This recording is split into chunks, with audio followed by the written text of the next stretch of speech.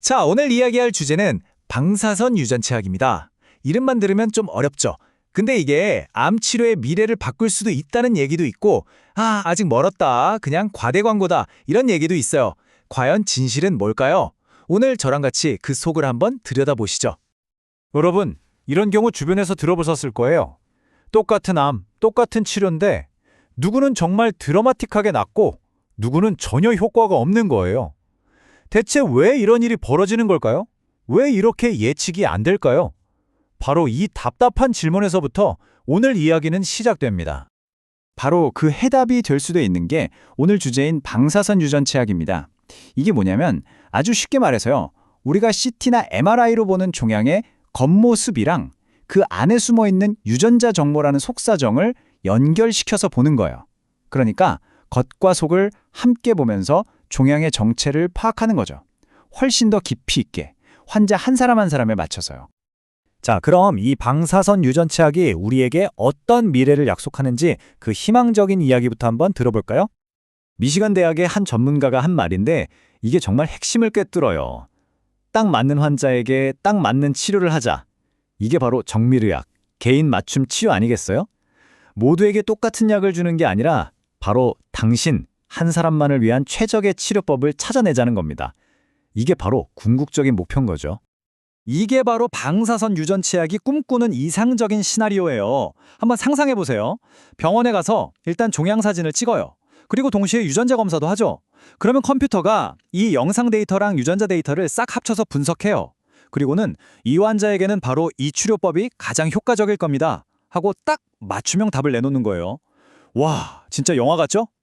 자, 그런데요. 이 멋진 그림이 현실이 되려면 아직 넘어야 할 산이 아주 많습니다. 지금부터는 냉정한 현실을 좀 들여다볼게요. 네, 맞아요. 현실은 정말 복잡하고 지저분하죠. 이상과 현실의 차이가 바로 여기서 드러납니다. 이 멋진 아이디어를 실제 병원에서 쓰기까지는 정말 많은 문제들이 있습니다. 스탠포드 대학의 샌디 네이플 박사가 딱 세 가지 큰 문제점을 짚어줬어요. 첫째, 종양의 경계를 정확하게 그리는 것. 이게 생각보다 정말 어려워요. 의사 선생님들마다 조금씩 다르게 볼 수 있다는 거죠. 둘째, 병원마다 쓰는 CT, MRI 기계가 다 다르잖아요. 설정값도 다르고. 그러니까 같은 종양도 이 병원에서 찍은 거랑 저 병원에서 찍은 게 다르게 나올 수 있다는 거예요. 데이터가 표준화가 안 되는 거죠. 그리고 마지막으로 어쩌면 가장 큰 문제일 수도 있는데 이 중요한 환자 데이터를 서로 공유하는 게 법적으로나 기술적으로나 너무너무 복잡하다는 겁니다. 자, 그럼에도 불구하고 과학자들은 이 문제를 풀려고 애쓰고 있겠죠? 대체 이 복잡한 데이터를 어떻게 분석하는 건지 그 과학적인 원리를 살짝만 들여다볼게요. 이 모든 연구의 핵심 키워드는 바로 바이오마커입니다.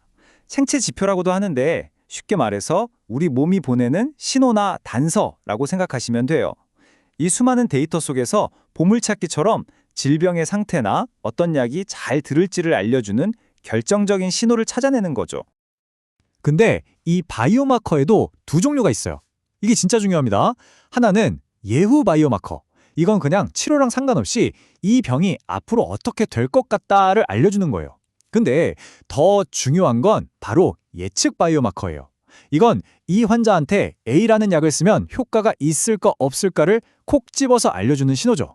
우리가 진짜 찾고 싶은 건 바로 이 두 번째 예측 바이오마커입니다.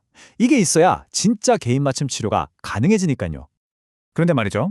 연구자들이 정말 거대한 벽에 부딪힙니다.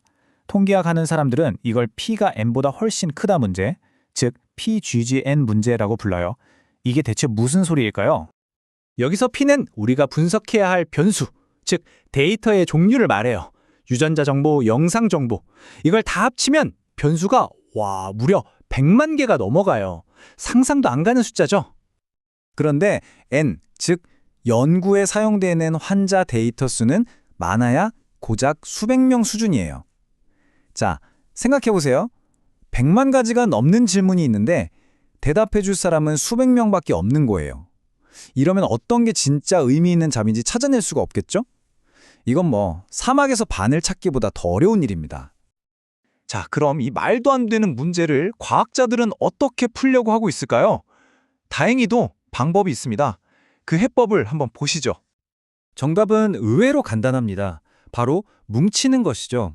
방사선 유전체학 컨소시엄, 줄여서 RGS라는 거 있어요. 전 세계 30개국 123개 기관이 다 같이 힘을 합쳐서 각자 가지고 있던 환자 데이터를 한데 모으는 겁니다. NS자를, 즉 환자 데이터 수를 압도적으로 늘려서 그 P 빅 N 문제를 힘으로 극복하자는 거죠. 정말 똑똑한 전략이죠. 사실 이런 노력은 어제 오늘의 일이 아니에요.